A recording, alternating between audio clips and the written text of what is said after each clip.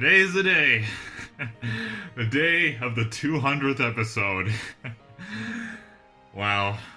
I mean, I knew we'd see the day. I knew the show would stay alive because of us. Well, for as much as it could have before this season had to be the last one. But I digress. So the 200th episode. I've heard that this is just supposed to be a fun episode. This isn't really supposed to be a fan service-centered episode like the 100th episode was. This one, Twilight 7, it's called. And I've even seen, when I was test watching the clip just for a glance, just to see if it worked properly, I saw a rarity in some Royal Guard armor. So I don't know if this is going to be some sort of play or something. And if so, maybe it's gonna give me some nostalgia of the Season 7 episode Horseplay. I've also heard that Shining Armor is supposed to be playing a great deal in this, and that not only piques my interest to where, oh cool, a character we don't see too often is gonna be in the episode, but as I may have mentioned several times before, well yes, I do know that I mentioned it several times before, but I am particularly fond of Shining Armor, not in a husbando way, no, but it's because his voice actor, Andrew Francis, also plays Vert Wheeler, which is one of the racers in the Hot Wheels Accelerator series, so yeah, I mean, there's a bit of a connection to my childhood with him, so yes, but other than all that, I cannot wait to see what this celebration of 200 episodes holds. You know, internally it really does bring a tear to my eye to think that we've come this far. You know, kind of makes me want to play the song "We've Come So Far" from Forgotten Friendships, which is now one of my most favorite Quest for Gold songs, but that's not what I'm here to talk about, so without further ado, let's see what this special episode holds.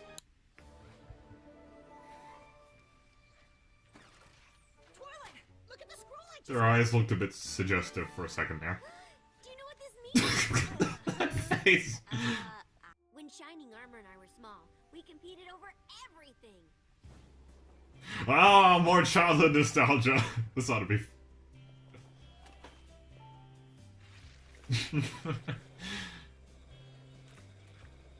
Oh, hey, isn't that the first time we've seen young Spike? Our parents gave us gold stars every time we did something special.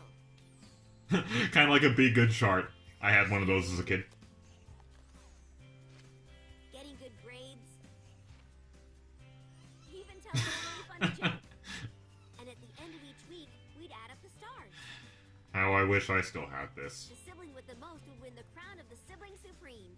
And bragging rights. Till next time. Guess that explains This episode's already trying to kill me. Guess I'll watch the school? I mean, she did sort of request her to take on that responsibility, so... Yeah, consider that another test.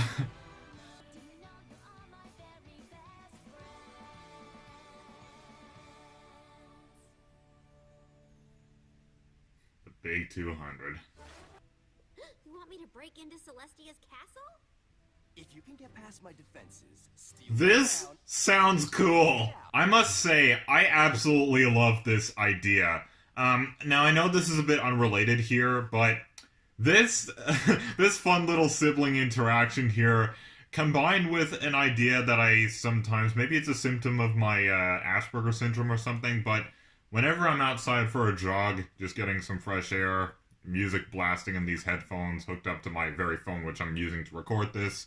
Sometimes when I'm listening to a certain song, sometimes I think about my original location, which I may have talked about before, but it's my OC Frostcloud's home, Tundra Bay. It's an Arctic city, and I've pictured in the sequel, sometime in the sequel, Tempest gets involved, and this isn't very much of a spoiler, but the test is for her to leave the city and evade Tundra Bay Royal Guard, which, as soon as I actually finish writing the story someday, I don't even sound very confident in that, but when the time comes, when it comes out, the storyline for the Tundra Bay Royal Guard is they're a lot more powerful than the Canterlot Royal Guard, but if I were to explain why that is, it would spoil the main story, so I'm not going to go into spoiler details.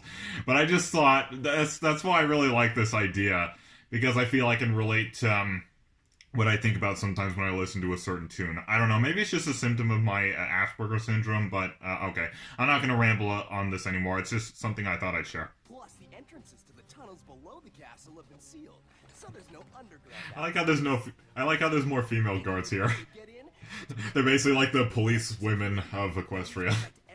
I mean, the Tundra Bay Royal Guard has them too. Can only be still no luck because I've employed nature's alarm system.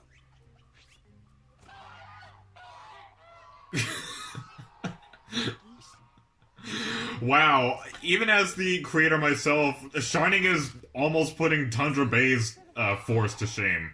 Well, not really. We have airships and everything, but And all of this is to win some fillyhood competition with your brother? It's more than that. Okay, it's exactly that. that moment when you admit that something is petty. Pinky, you'll distract the guards with a surprise party. Yes, sir! Twilight, sir! Applejack. I think it's more like ma'am. Tunnels. Rainbow Dash, if any pony can outfly those wind turbines, it's you. Rarity, you'll sew us guard costumes so we can sneak. If you didn't know, Applejack's one of my waifus, so that was, for some reason, getting to me for some reason. I don't know why. And you'll always win, unless... This is full of funny face angles, isn't it? Then you'll win. You've been practicing that speech, haven't you? A little bit. It's not like I rushed. So what? Absolutely not. Oh, no. Yeah, it was fastish. We have to do the opposite of what Shining Armor expects. Therefore, Twilight cannot mastermind the plan. I think he also knows expect the unexpected as well. I don't think that's gonna work. Unexpected? Oh, Pinky, that tickles. That face animation looked extremely out of... Yeah, Fluttershy summed up my reaction. Like, I distract the guard ponies with a farewell performance by my alter ego, famous country western superstar, Apple Cord. I didn't know you had an alter ego. And why would she be giving a farewell performance?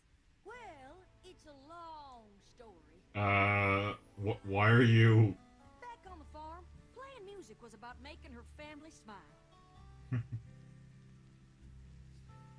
Word of her talent spread, and soon Apple Cord was playing real shows. The more she played, the bigger those shows got. Yeah, that's what success will do. But she missed playing for her family. So one day, she gave it all up.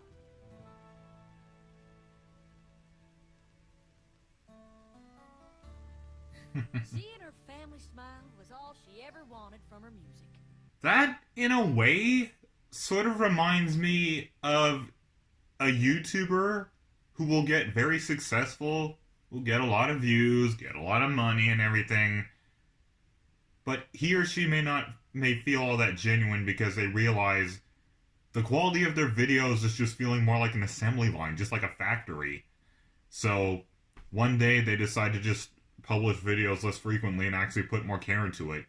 Kind of like me. You know how frequently I used to shunt out videos on this channel? But nowadays it obviously takes longer, both from me having my sometimes episodes of depression or just it takes a long time to edit something. But the thing is, I want to put more effort into my videos and I enjoy doing it. The reason why I keep going, despite not all of my subscribers being active nowadays, is because YouTube is something I genuinely love doing. I don't care if I don't get money from it. I just want to do it for my fans and for myself. I want that satisfaction of putting all that work and editing in a video and just looking at the final thing saying, that's good, that's good. So, but that's just something I thought I'd say because, I don't know, that story kind of made me think about that. Just somebody doing something they love actually because they love it. Not literally all on the margin of success. Not directly intent of being successful. I know so many YouTubers who have gone down that road and they didn't end up very good, but I'm not here to talk about that. Let's continue. Well, I guess the opposite of what I'm good at is being in small spaces. I always wanted to be a super spy. Isn't that Gallus? Opposite of anything?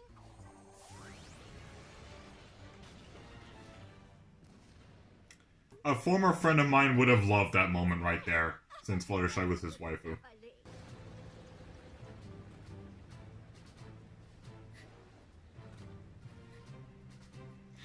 Okay, this is cool. Applejack? What are you doing? Applejack? Who's that? My name's Apple Cord, and I've got a couple of songs to play for you. Clap your That hooves if you know face angle is weird. My love is like a barrel full of hay. The water bolts did apply, and the only way past That's those both weird but hilarious for some reason. is You're up to something, Twilight. nope, just looking at the flowers. Right.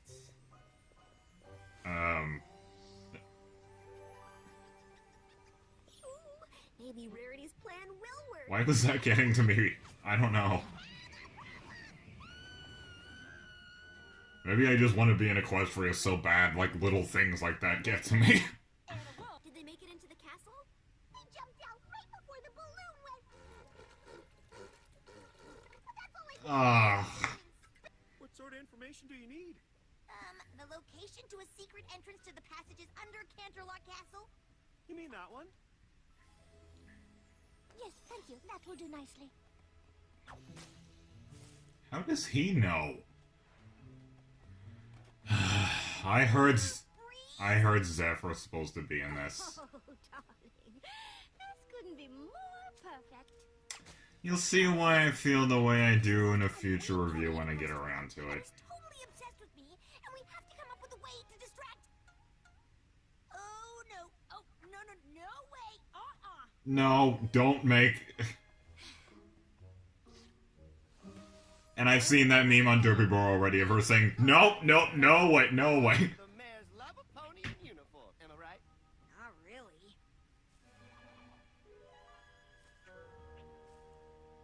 I mean, totally.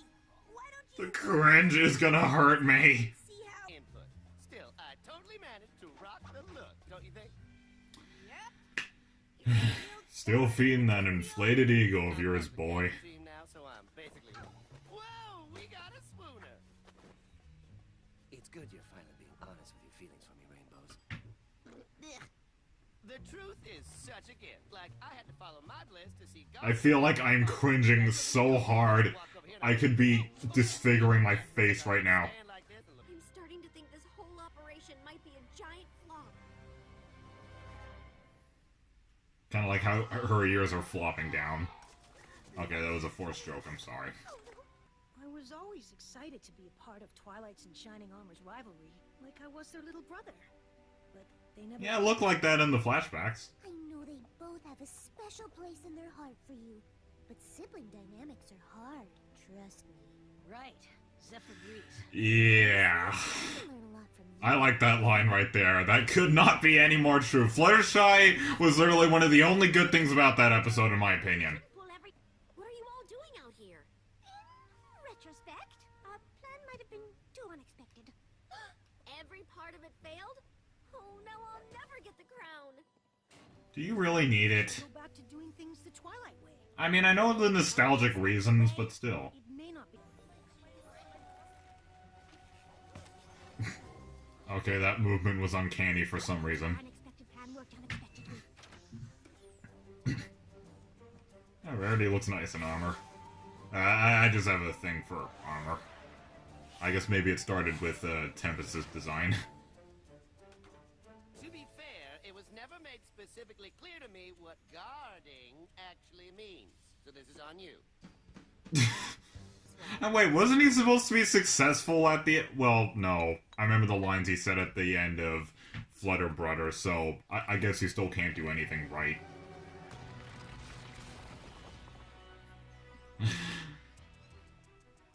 Yeah, that's what all that admittedly sexy-looking leg rubbing back in that castle back there was for.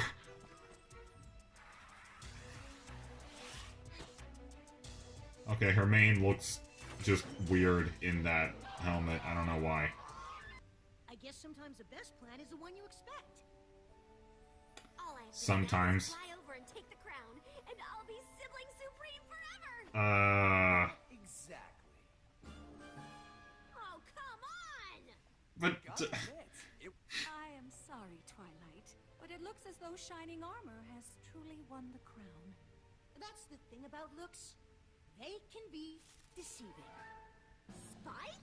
How in Equestria did you do it? Come on, you two don't think you have the only sibling rivalry. I had an inside pony help. It wasn't hard to make disagreement on the whole. is that a reference to something? Said we could do it ourselves, but some ponies are a bit more stubborn. So, while Shining Armor went on and on about all his improved security measures, Luna and I struck a deal. Kept her in charge of the catacombs and helped keep Celestia out of the castle hallways. Once Luna was on board, I just had to do my part. And make sure we stuck to Twilight's plan so we'd all get to the throne room at the same time. I knew Shining Armor would let it play out until the last possible second.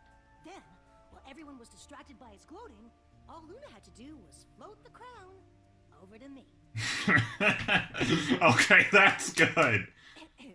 I apologize for not listening to your concerns, sister. It seems to me to make adjustments to account for threats. Still got some things to learn even after that episode from season 7. Worth discussing. So, Uh, Twilight and they have that "I'm about to kill you" smile. the true sibling supreme, Spike. Huh? Little brother, we've always had. Kind of see this as a metaphorical way of making adopted siblings feel special. I mean, I can't be the only one who sees the similarity. Oh, different music for the credits. Alright, that was good. You know, when I really think about it, this feels like one of those episodes that isn't really meant to teach anything, isn't really meant to exactly have a moral. I mean, for some people who watch it, or for some reviewers that may watch it, or some reviews I may see in the future, they may say that they learned something from this episode, but for me, especially with the number of the episode, 200, this felt like just a fun, goofy celebration, which is sort of the vibe I was getting when I was looking at a couple of screenshots I saw of it on Derpy Burrow, because yes, I'm a frequent user of Derpy Burrow, so of course I'm gonna have my occasional run-ins with spoilers, but I don't think much of it. It's a thing. When you're in any fandom, spoilers, you're always destined to have a couple of encounters, at least, with spoilers. But even then, this was a really, really, really good episode. Would I say it's better than the 100th? Well, I mean, my opinions have changed over time. I don't hate the 100th episode or anything, or I don't dislike it or anything. I'd say I like both just as much. With the 100th episode, there's the nostalgic reasons of whether the years when the Brony fandom was in its golden age, and nostalgia to one of my favorite seasons of the show, season 5, and the amount of fan service that episode gave us. But here, there wasn't well, I mean, there was some fan service. I mean, there was some returning character, like Febreze. Actually, I think he was the only returning character, along with the detective rarity, so that was an interesting comeback. But as I said during that pause, I really like this idea of the main six trying to infiltrate Shining Armor's system. Again, it reminds me of sometimes when I'm out running and I hear the certain action song, and I think about Tempest in training to be the new captain of the Tundra Bay Royal Guard, because one of my characters, Icy Horseshoes, is a much older stallion than Shining Armor. In fact, old enough to be retiring soon, but he's still stuck around because he's supposed to be somewhat like Doc Hudson in a way. Like, part of his story is he was once a Canterlot Royal Guard, but he was let go to his old age, and he was in this mindset of, there was a lot left in me, but I never got a chance to show them, you know, kind of like Doc says in Cars. But, of course, later he becomes the captain of the Tundra Bay Royal Guard, but, I mean, that's not much of a spoiler, that's more of a sub-story for him. But, in the sequel, I am planning to have, like, it's just a beta thing. It's not really confirmed yet, but I'm planning on having Tempest in the sequel to the main story about Frostcloud. The main story is only going to be about Frostcloud. There's going to be almost no canon characters. Well, the only canon character that appears is Virgil, the crime boss in Klugetown, but if I explain the context for that, it's going to spoil the story.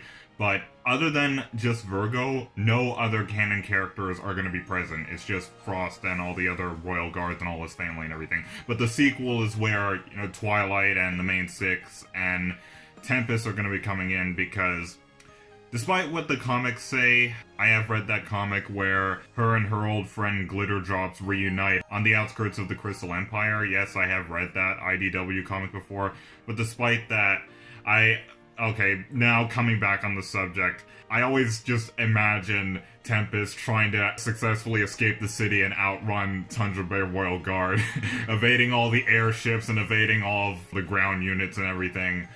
So, but I just really like this idea, and the sibling interaction in this episode.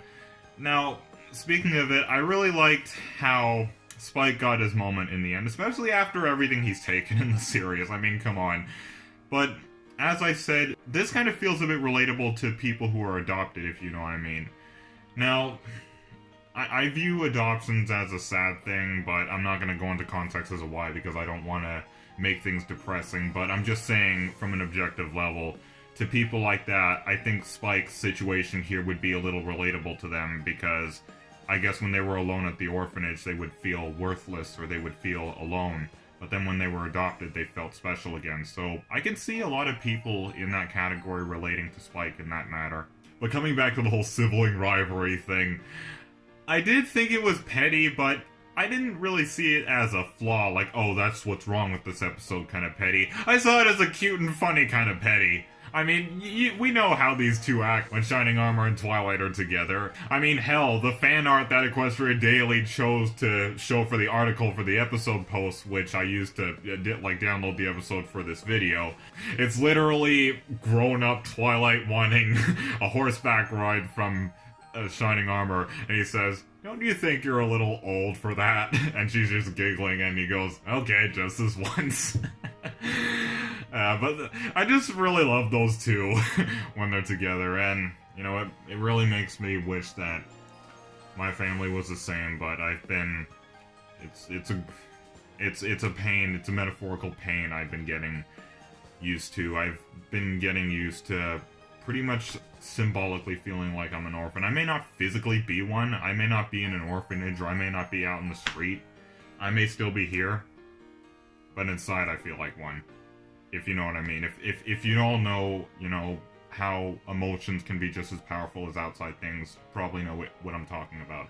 But again, I'm not trying to make this depressing. I just really like how almost every character is just playful in this episode. Well, except for the guards, because of course they're a part of the whole plan, and, well, they're guards, they gotta be serious. But it felt like all of the voice actors, just all of the characters, this just felt like just a fun episode where they could all just have a blast. And I've read on the Equestria Daily article for the post of this episode that apparently there's some sort of behind the scenes video for this episode, so if that's true, I'm definitely gonna go watch that on my own time. But I just love the positive energy in this episode. Yes, there was positive energy in the previous episode, uprooted with the Student 6 being more cheerful towards the end. But this, I don't know, would I say this was better than the previous one? I would have to say yes, only by just by a little. I don't think I'd give this a blue 10 out of 10 paws, but I think it would be another green. I don't know.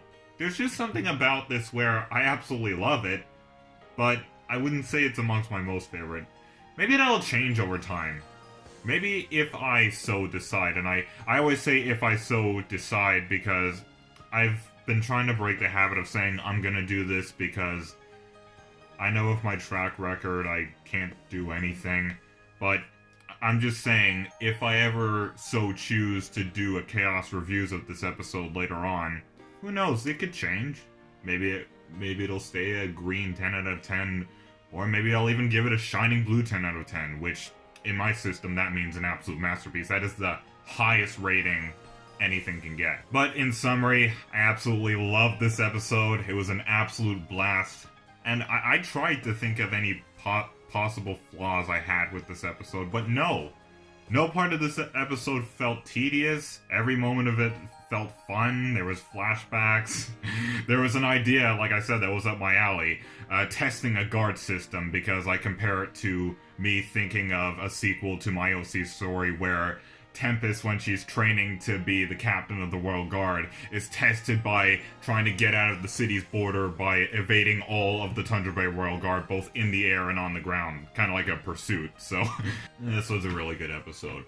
So, that was my reaction to MLP Season 9, Episode 4, aka 200th episode in the series, Twilight 7. And, you know what? Before I say my usual goodbye, I just want to stop and just think about that number. 200.